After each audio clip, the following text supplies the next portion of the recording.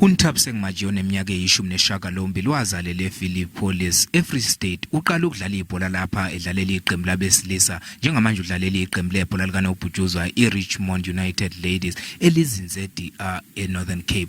Kwakungunyaka ka-2020 lapho eqala khona ukubiza ukuthi abambe iqhaza emidlalweni yokuhlungela indebe yomhlaba yeFIFA ka-2020 yaba ngaphansi kweminyaka eyi-17 bebhekene neZambia. Wayedlalela iGreen Lovers yasePhilippolis. Umqeqeshi wakhe wakuleli iqembu uyazigqaja ngendlela ibhola lakhe elithuthuka ngayo. And then came to say, I saw this talented child. Then I said, let me communicate with the parents and see if can't I bring this child closer. Oza kwabe bayazigqaja ngempumelelo yakhe. Since we work with UNthabiseng Majiya, she's a good player in the team. She's working hard.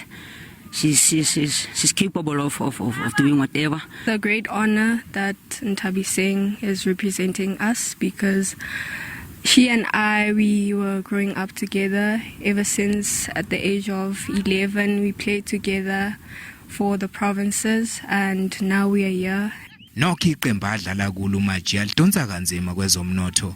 So the government and the SAFA and the sponsors must try to come on board so that they can match the salaries of the men and the women, so that everyone can be equal, you know.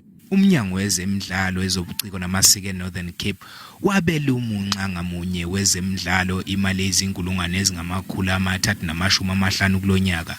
Lokhu kusho ukuthi I-Richmond United Ladies FC kuzomela iqhubeke nokungqongqoza kweminye iminyaka ukuze ithole usizo lwezemali.